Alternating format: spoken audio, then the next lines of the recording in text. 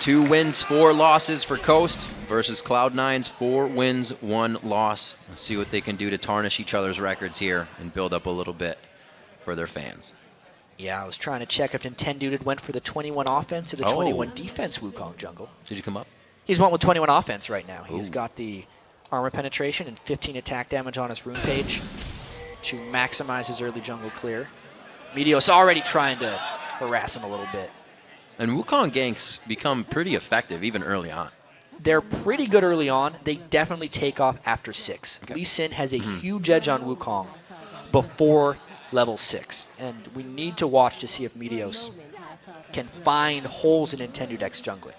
They are matching up these lanes. I'm actually excited about that. I really thought Shifter may have gone to a side lane and played the 2v1 with just Qs all day, throwing those blades. Well, we are going to get it. Our mid lane matchup featured, like we said, High versus Shifter. We're keeping an eye on that. Meteos is on Lee Sin for this match. First time he has played that. And this is the first time Nintendo has played Wukong, so we got a lot of news here. Yeah. Week 3 of the LCS here. Just getting our feet wet so far. Bad start to the season for Team Coast, even though they had such high expectations coming in. A lot of the teams, especially TSM, were saying they expected Coast to be top 4 easily in this split. But they went 2-3 or 3-2 in the promotion tournament, took all 5 games. That is generally a bearing of bad news for a team when they make it into the next LCS split. So Coast has a lot to overcome. They're always trying to innovate. We saw it was Nintendo Dex with that tank fiddle, bringing Leona into the jungle as well. So they are a team that tries to adapt and even bring out new things. This is one of those, and we'll see if it works for them. As the game is now underway, we're going to get even lane matchups here. And we know that Cloud9 likes to focus high with Meteos a little bit. Get those two rolling in the early part of the game. There's a little bit of jungle mind games going on, too. Oh. Just speaking of getting rolling early. Yeah. There's a buff, or sorry, there's a ward on the red buff of Cloud9 because they expect Meteos to harass Nintendo Dex at his red buff. They're really trying to prevent that from happening. If Meteos goes over to his red, it's kind of that mind game of they have to fear it anyway. That's why the ward is there, meaning Nintendo should be able to take his red unharassed. Right, not being scared at all. So now they have vision on him. The ping is there, and we'll see him dip over to the red buff. Looks like Meteos is definitely moving a bit faster in this situation, though. And High is getting a little bit of a push on his lane that Shifter's let happen. See Sneaky Wish Fusion trading a few shots bottom. No help from Lemon Nation or Daydreaming on that as they 1v1. But they are kind of trading damage back and forth, so nobody has the upper hand here. Yeah, so far, not much happening. You can see, obviously, Nintendo Dex going in, attacking, and then using his Wukong Q. Try and get extra jungle speed that way. Also getting rather low, and you can see this is why it's dangerous against a Lee Sin. If Meteos found him in the jungle there, he would be able to kill him. It looks like Meteos is actually making that move right now, Jat. He was hoping that he would find Nintendo coming back around, or even will be able to find him again. Yeah, he's definitely on the hunt right now. Taking his wolves away, doing a little bit of counter jungling. Might even try and take the white on the way out. We'll have to wait and see. But these are just weak lanes early on from Coast. Not only do they have an invadable jungler, Mundo is always going to get pushed in by Renekton, and LeBlanc is a nightmare matchup for Katarina in the mid lane. All these things we've talked about. So Nintendo Dex has to avoid running into Meteos. Avoid running into Meteos, but also how well can he fare losing these camps if it keeps happening? Yeah, well, so far he just had that one camp, and he can rotate down to its wraiths. It is much more difficult to counter jungle when there's 4 small camps. Unless you're actually killing the other jungler. If you're just taking his camps, he can generally recover. Looks like he is trying to go back and forth. Shifter getting a bit of damage put on him, and this is calling Nintendo Dex to hover here in middle. Meteos coming in. Looks like they're going to try to trade a bit of damage back. They're both left just with nothing. If Meteos would have landed that Lee Sin Q, I think it would have forced a flash out of Nintendo Dex. Nation trying to get bush control, but Daydreamin' says no way. Getting that with Annie, keeping those stuns charged and really helping Coast to keep that bottom lane. They're only up 4 CS so far. So far, it's been an okay hold by Coast, but you can really see the pain of that mid lane matchup. 28-15, LeBlanc versus Katarina, with both junglers making a very brief appearance together, so they really had no impact on that lane overall. High's going to be looking to continue to punish Shifter, and Shifter has to play now from behind. And there's kill potential there. Obviously, both champions taking Ignite. We are getting the first back here.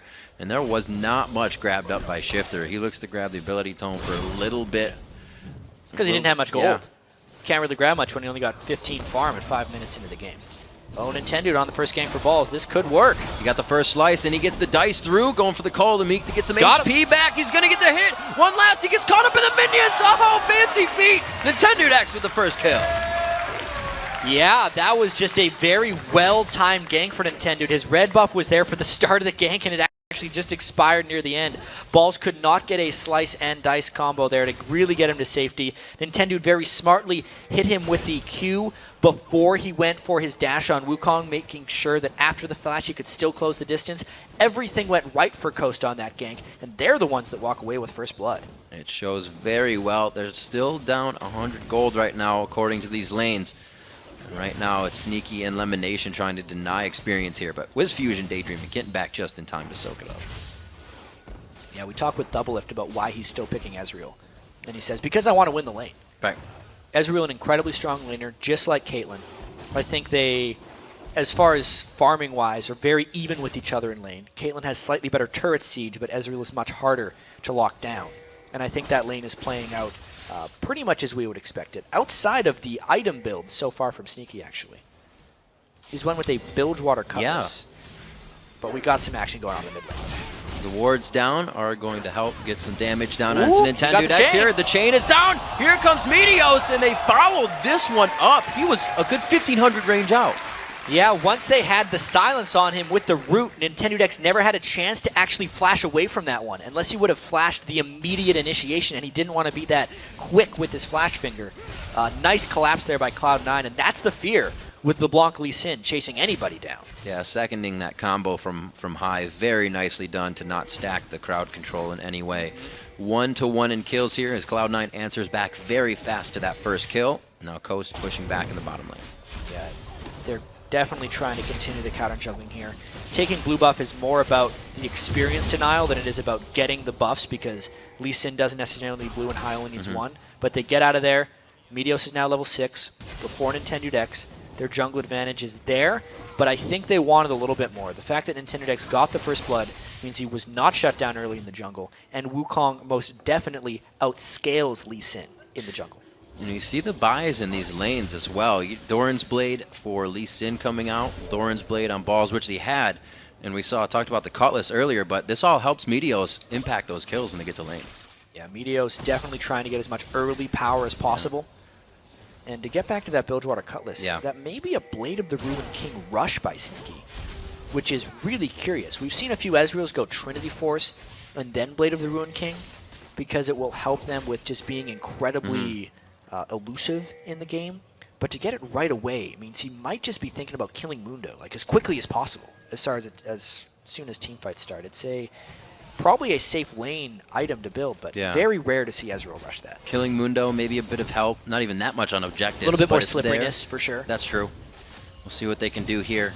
Shifter poised right behind Jat, and they are going to get 3v2'd here, but that's scary against Leona. Yeah, it's about how quickly can Cloud9 get down to defend this. They are not there in time. There's the flash! Flash Timbers goes down, and so does Sneaky. It's going to be Lemonation doing what he can. The Zenith Blade, that time he traveled was his AD going down. He will follow after. A great job on the micro in and out of the turret damage. Yeah, just a good gank by Coast. Cloud9 should have seen that one coming, even though they didn't have wards down. Whenever Coast sends Nintendo X to the mid lane to hold, you know Shifter's gotten somewhere.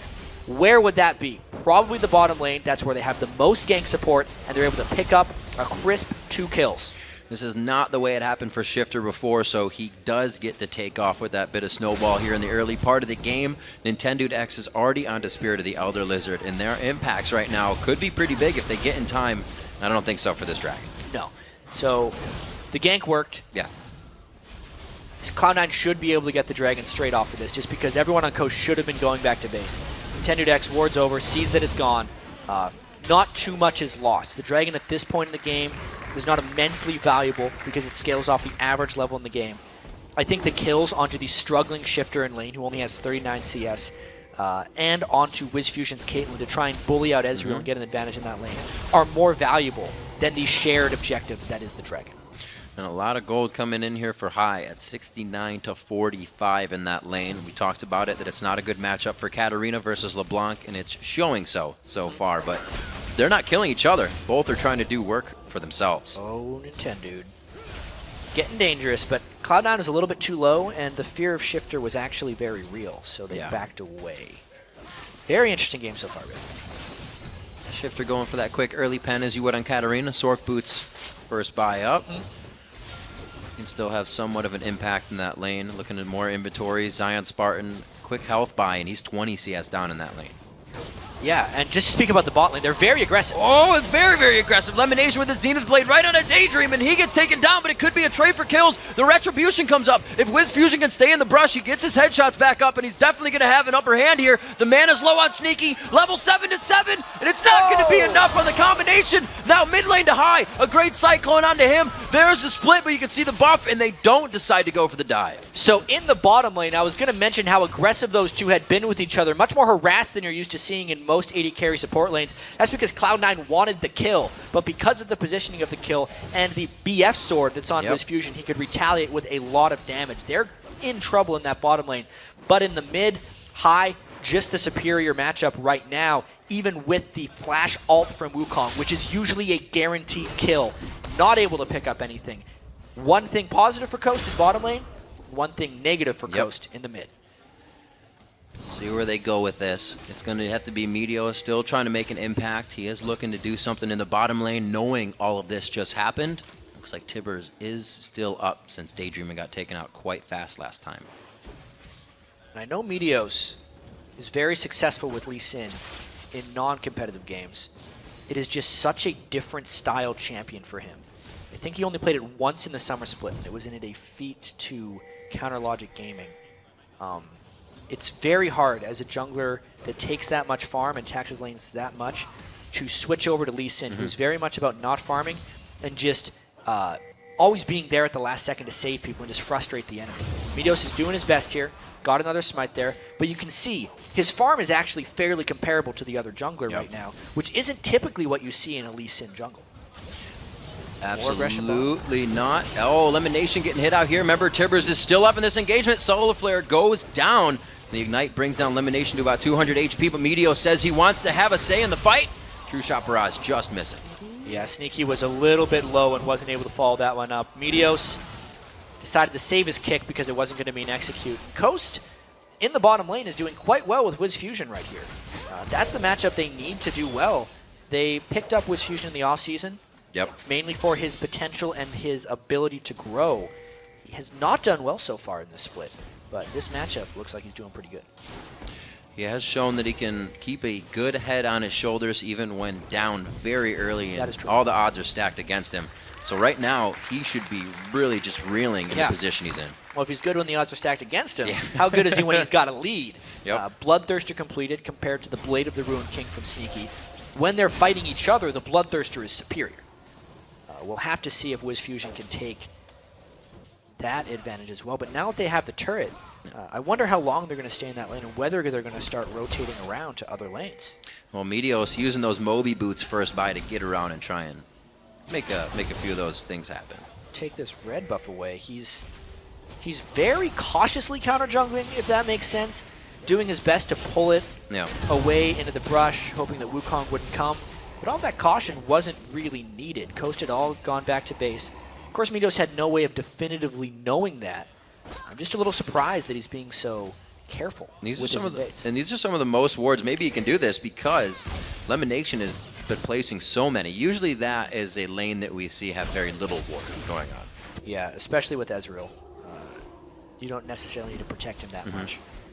I'd say overall, though, this early game is really well played by Coast.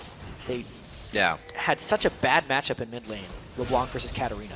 Mundo generally gets pushed in by Renekton. Wukong generally gets pushed in by Lee Sin. But they're going aggro. Oh, and under the turret you get pushed in by an Annie and a Timber. Shifter gets locked up and another lockup. The crowd control's there, but the Shunpo is out. He is completely safe. He did have to burn Flash there, but it is well worth it as the ace in the hole takes down Elimination to end it. That's the Bloodthirster damage coming in. They just flip a switch and go. Let's see if this True Shot Barrage.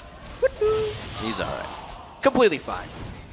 no one believes in snipers this game, but Coast continuing to push that mid lane. The second tier in her turret is much more valuable than this bottom tier, and Coast gets it.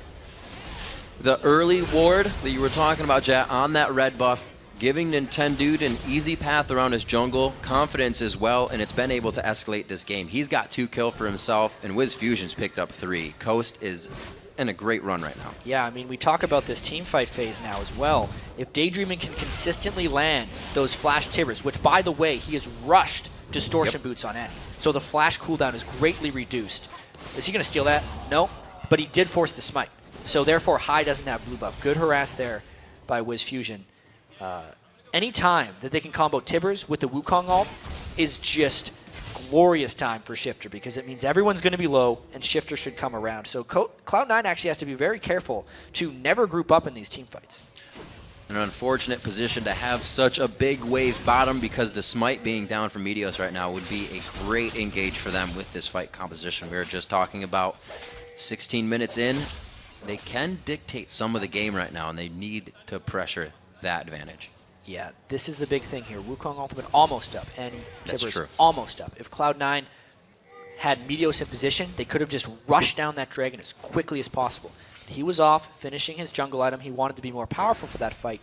It was just a misuse of the timing, unfortunately. And Cloud9 now looking to initiate, but everything on Coast is up. This is dangerous for Cloud9. Do they want the monkey? Nintendude still trying to look to get to the back line to put in that Cyclone. High is in the lockup position. He is taking damage on the back line still. Death Lotus goes down, but Shifter kicks himself out of it right away. Daydreaming and Balls going head to head, and that is not going to work for Daydreaming. All of Coast is running from this fight right now, but it is going to be a trade for 2-2 right now. Nintendude X very, very low, and it looks like he will finally go down. Sneaky hits him up. Spartan trying to run. He's got the ultimate out of Sadism, and a fight overall in the favor of Cloud9. That was an incredibly spread out fight, but it's not over actually. The solo laners for Coast are still alive. Let's take a look at how that fight actually materialized though. Coast went in a little bit early, which is why Cloud9 was safe doing this, because the Tibbers wasn't up immediately. You can see it's a very zoned out fight, but that dragon is getting contested by Coast.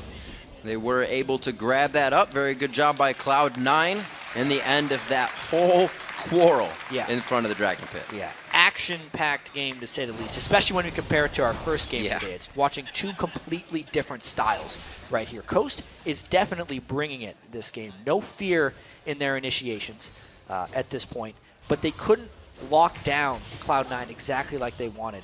And Cloud9 had a very good eye for Shifter in that fight. Just one final thing to point out, as soon as Shifter went in to try and channel his ultimate, Meteos kicked him right back. That's one of the things that just kept the fight split up enough for Cloud9. It actually allowed Balls to get many kills on Renekton because he had targets to himself. And to keep it on Shifter for a second, doing quite well, not in CS, but for himself. It's like these guys went into this lane knowing they weren't going to be the ones to fight each other, but everything was going to come from the side lanes and from roaming. You can't expect much else when you pick Katarina to LeBlanc. You're not able to stay near LeBlanc, and if his minion wave is gone, he can't farm. It's actually a little bit unfortunate for Coast that Shifter hasn't picked up more kills, but instead assists, because he really needs the gold in order to stay competitive. 5,100 to 5,900. Yeah. Some of those kills were back on his side. He would be much more potent at this point. But we've seen how Shifter, even when down in games, can nearly explode on Katarina. There was that fight last week against TSM where Shifter nearly turned the game around by going in perfectly and getting about 5 Katarina Sinister Steel W's off in that fight. Looks like a little bit of a tussle in the mid lane. Meteos and Sneaky are going to be joined on the side here by High Elimination, so it looks like they're positioning at least to gain control over the mid lane and see how Coast responds to this. They have pink wards down towards the bottom side of the map, and then at 20 minutes, they're actually warding up Baron, but I don't think anybody really has the damage for it yet. Yeah, not necessarily. We don't have any of those amazing Baron killers in this game.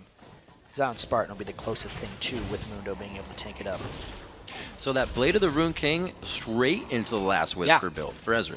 Yeah, he is right now, I feel like, focused on Zion Spartan's Mundo. I think he's just saying, I'm going to have to be a tank killer. He thinks the rest of his team can kill the squishies, which is kind of true. If Balls and High are the ones that are trying to go for Shifter and Wiz Fusion, that's actually enough. The only job of AD carry sometimes is just to deal with tanks. That's why there's that whole everyone kill the AD carry. AD carry's just worrying about surviving himself. You do not see this build often, but I'm very curious to see how it works. You know, Blade of the Ruined King and Last Whisper was some of the best synergy for damage because the percent health, max health that it does, or sorry, current health that Blade of the Ruined King does, is obviously reduced by armor, so he can make it more effective by going Last Whisper. Those are both tank buster items. Tank buster items for Ezreal, the Static Shiv and Bloodthirster for Wiz Fusion, who's pretty much keeping himself safe in these fights. He doesn't have too much peel. The Tibbers kind of used on engagement, so we'll have to see where his positioning is. 3-1-3, so still doing well for himself. 173 to CS there. They're actually quite even. 170 to 170.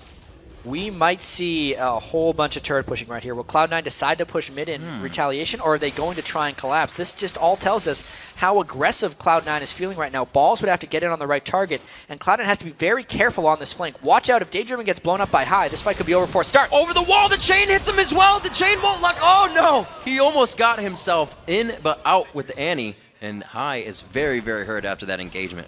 It was all about who could hit the other man first. Yeah. Daydreamin was the one to lock down High before he could blow him up. You got to have confidence in yourself. Person who makes the first move generally wins these fights. Now they want to set up a siege, but High has went back to base with home guard boots. He's back, and there's no Tibbers for this fight. So Cloud9 might actually look to initiate. Oh, they might look to. They Solar Flare 3 members of the team. Wiz Fusion very low, and you can't get away if you're in the middle of the fight as an AD carry. Cloud9, however, eating resets right now. It's going to be a double kill for Sneaky. It was a lot of damage, but not as many kills as it looked like for Coast. Wow, that fight was dangerous, to say the least. Cloud9 did get a good initiation down onto Wiz Fusion, but if Shifter got a little bit more lucky, just watch how the Solar Flare slows nearly everyone, and then they combo it all up. But look how grouped up they are for not only the Wukong ult, but for when Shifter tries to go, and you can barely see him. He's channeling his ult, that only hits 3 people.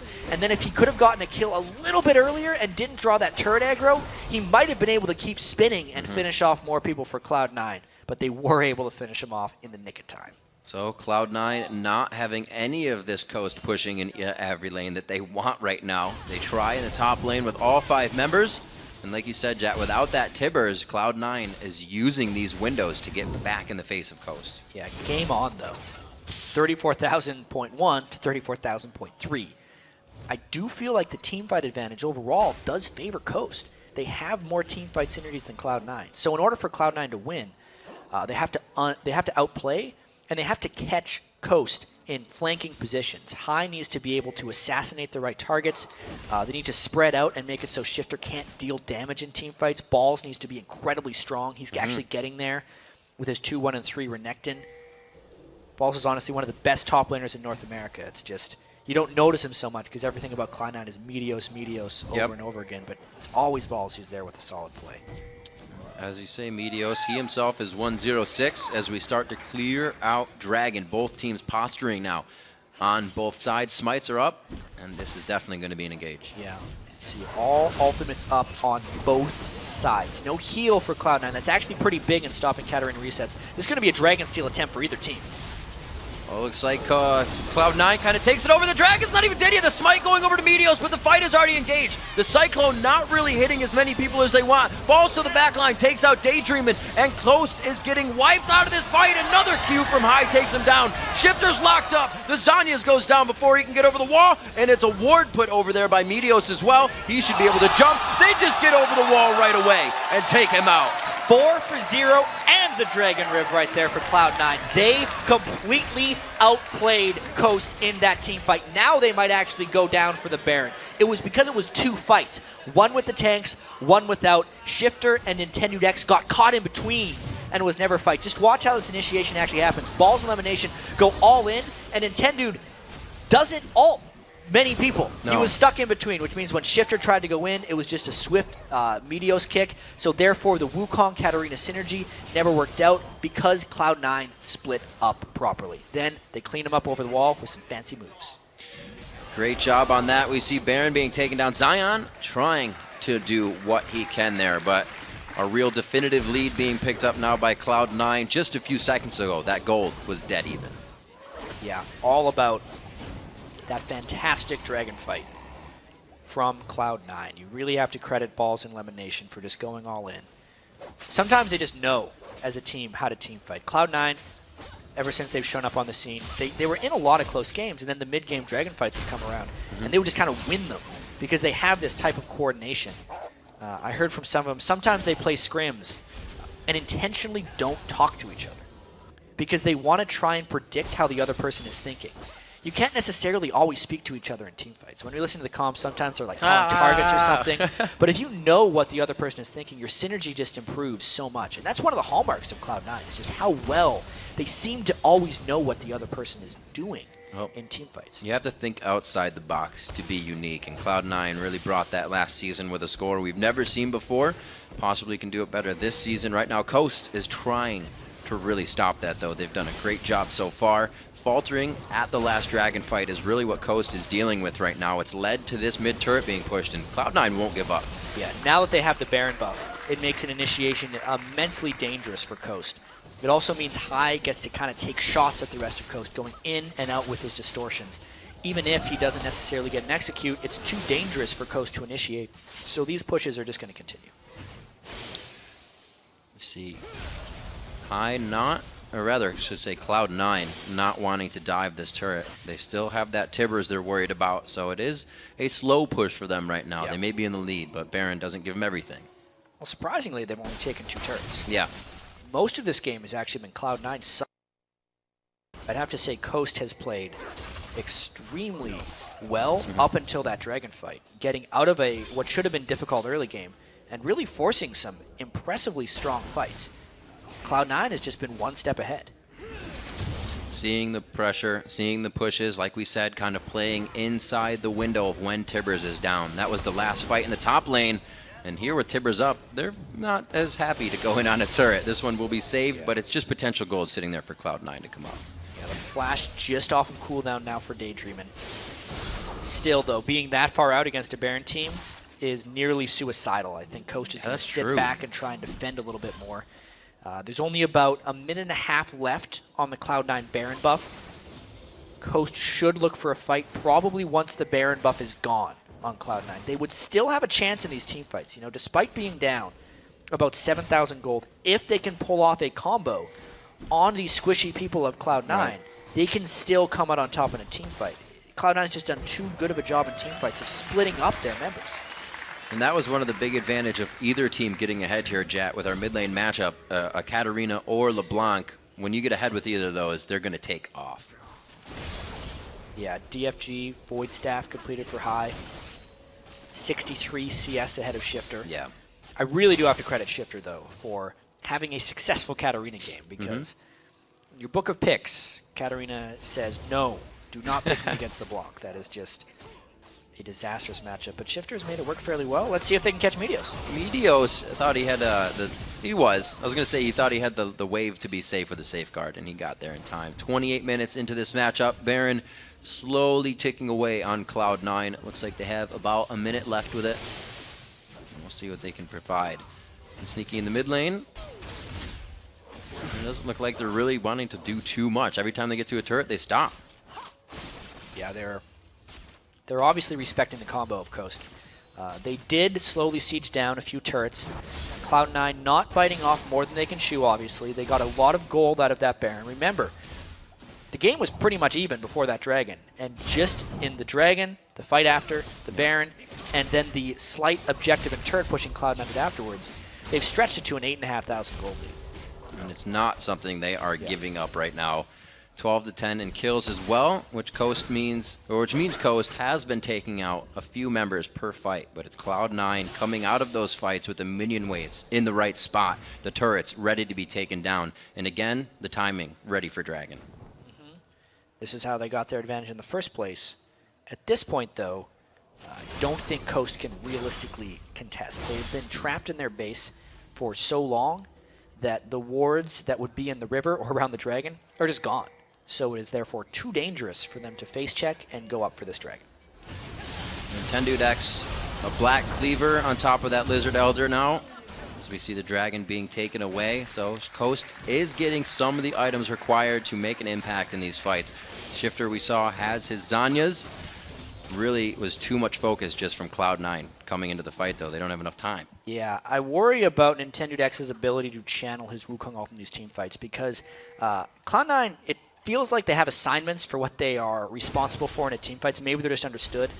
But Meteos is responsible for kicking Shifter away from people. He's done that in almost every fight when Shifter tries to go in for resets. I think Hai, at this point, should be responsible for killing Wukong. Because Wukong has Ninja Tabi, a fair bunch of health, but almost no magic resistance right now from his items. He will obviously get a fair bit from his passive, but he is still very vulnerable to Hai's assassination attempt. If they can do those two things, the fight is basically won for them because there's no way Wiz Fusion can deal with the Thornmail, Randwin's Omen, Renekton. And they are incredibly setting up that to happen. So many wards being placed in the jungle right now gives them the ability to create those pickoffs. Yeah, absolutely. They've warded fairly heavy. I think they're just playing the objective cycle game right now because they can. This isn't one of those games where Cloud9 could just run away with it right off the bat because they had a little bit of a shaky start. Coast was making so many plays. They had to get their footing. We'll have to see if Hai can keep up his score. 225 in the CS there to the 161 of Shifter. These guys' average farm comes in at usually 293 and 253. So a 40 CS difference is actually usually there between them. Yeah. So we'll see what they have for each other as now they move to the, or I should say Hai moves to the bottom, kind of starting the split push here to spread out Coast. They're mainly just trying to get the waves going, so when the Baron comes up, they're safe grouping. If Hai had allowed that wave to go through, there would have been actually a lot of turret pressure for Coast, and they would have been able to get a push going that way. But at this point, Cloud9's just using those three sweepers, since they're the team that is ahead, to get this Baron area clean. And they're going to be able to bully everything out soon. 276 to 191 between Balls and Zion Spartan, and they're pressuring the Baron now. Yeah, I think we're going to be seeing a fight fairly quickly here. A lot of pink wards going down on both sides. You can see Coast does not want to give up another Baron, but Cloud9 doesn't actually want to start the Baron. They're mainly looking for an initiation. There's a Reverie. Talisman of Ascension goes off. Oh, it's going to be Daydream and flashing it. That means Tibbers is up, but do they have the turn? The re-engage is not there. They weren't quite grouped because the reason Cloud9 went so aggressive is Wiz Fusion was in the mid lane pushing it out. But now they have a window where Leona ultimate is down. Now Coast feels confident walking through wards and trying to take some positioning advantages. It's a very difficult choke point in here. Let's see if Coast goes. They really wanted to, but they're not going without a clean initiation. They don't have the Talisman of Ascension finished on their side. They cannot just speed into this. It has to be the flash engage, and that was just used from Daydream. He had to use it to escape. That is normally their reliable initiation, and now they don't trust at the moment. That's another reason they want to be scared. They have to go back now. No mana or health on Wiz Fusion. That's not something they've been able to get yet, chat. You see the Banshee's Veil has been built on Meteos. That's stuff they can deal with, but it's taking Coast out of the game right now. Yeah, using that gold lead for defensive items. This is the fight! Nintendo X is locked up, but he's in a perfect spot for a Cyclone. If he wants to use it, he goes back in. Balls hitting up onto Shifter. He cannot get back into the fight, but the Death Lotus could be enough. He gets the reset onto Renekton. Balls goes down as Zion Spartan's forced on Sadism to flash out of the fight. And Coast, no, Cloud9 easily turns this one around. Just Zion Spartan trying to get the runaway with Wiz. Yeah, but that was the Cloud9 fight. It was an awkward initiation right there. Once again, Nintendo could not get an ultimate on the priority targets of Cloud9. They were too flanked, as you can see. Watch how Nintendo just, whoop, in the fight. He did some stuff. And now the Baron is getting taken by Cloud9. This is going to be a pretty easy one for Cloud9. It only makes them that much stronger. Power play on top of a power play right now for them, and so much gold. All right, so actually some defensive items coming in by Hai with the Banshee's Veil.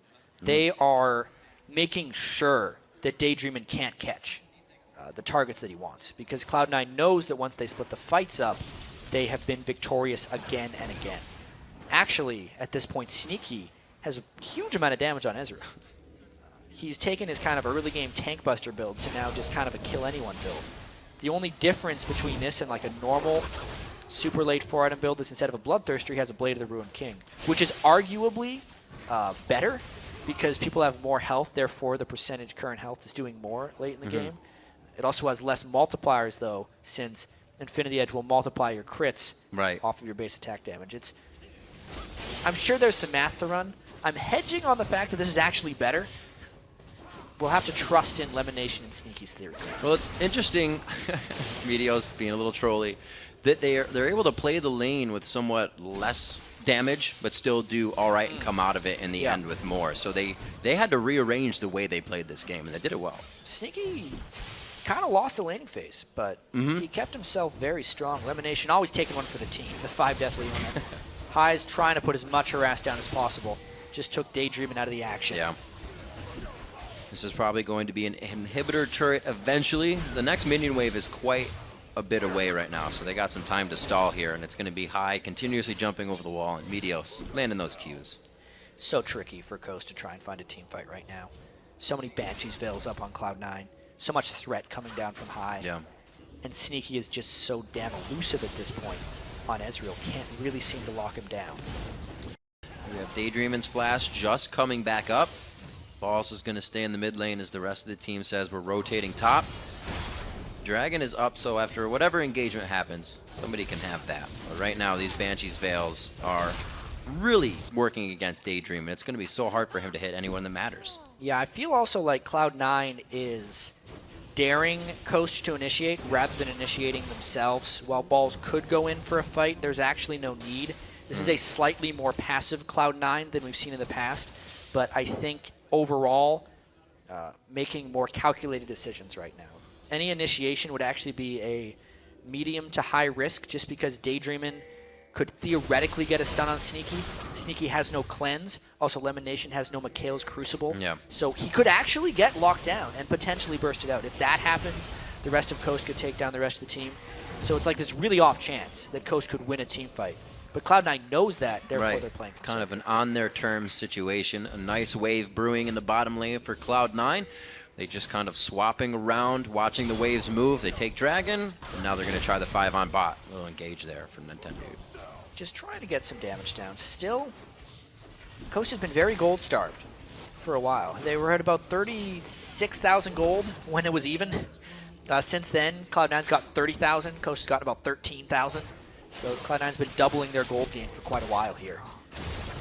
Even without a Sheen right now, Sneaky is just crushing down these turrets with the rest of the team. That Rising Spell Flux passive, There's giving the him more Leono. attack speed. Going in, the True Shot Barrage hitting a bunch of players on the team. High is able to take down Daydreamin', and there's no Tibbers for possibly the last fight of the game. Balls is on 2 members, and Shifter's forced to use Death Lotus there. It looks like he stays alive, and they have an inhibitor turret to their name. Yeah, this might be it. Balls just took on the world at that point. High could clean up with a lot of assassinations, and everything just fell apart for Coast in that fight as Cloud9 stormed through the base. Wiz Fusion, always really the one to stay alive in these. He has no peel, so he's always so far away from the fights to do anything, and Cloud9 is making sure of that every time. It's going to be a 1v1 quick, but High says, let's make it a 2v1 even quicker. Yeah, burning the barrier right there for Wiz Fusion. They're just taking out all the inside inhibitors, not looking to end it quite yet, but taking all the necessary buildings before they retreat.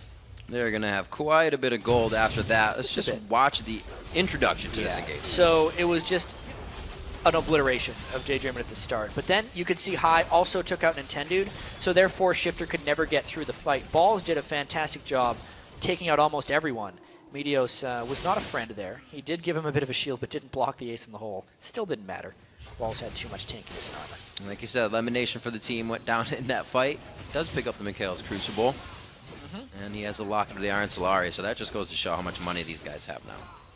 I wonder what Sneaky's last item's going to be, too, because he's been farming for a bit. He hasn't actually went back from that team fight. 3,300. GA.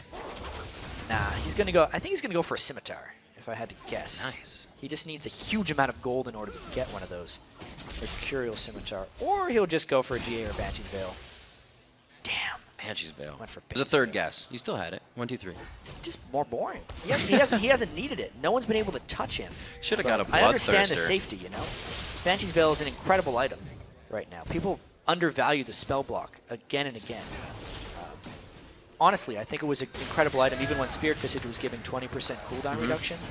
But now that Spirit Visage only gives 10% CDR, Right. people are going back to Banshee's Veil and really respecting its power a bit more. You don't realize how much damage you actually block when you can block a big spell from someone. Well, you also get these assassins, and you're like, nope, don't want any of that. Yep, they can't start a fight on you, especially against Annie. You know, with how prevalent Annie has been in the past couple months. You know, we should have been seeing more Banshees Veil then. See what we got here coming in. Sneaky's trying to speed up the rest of the team with that Essence Flux as they move in. Zion Spartan still taking a good bit of damage from that Sneaky build. Oh, yeah. And it looks like they're going to be to the back line. They're already pinching around the inhibitor. This is making it so hard. Yeah, last-ditch effort for Coast. They're going to have to try an initiation. Once 3 inhibitors are down, the game's basically over. They've just gotten too low at this point. Losing HP by the second every time they try to approach Cloud9. Coast on their heels in the base, and Cloud9 has really been able to work this for the past 10 minutes. Coast having a great early game, but I think this might be it. There's the engagement of the Solar Flare. It's going to be Wiz Fusion down instantly as he gets kicked back, and the double kill coming in for High. A very nice job. The fans are happy to see Cloud9 taking a victory, and it's going to be at 40 minutes. It was a very close early game, but a very decisive late game for Cloud9. They really came together as a team there.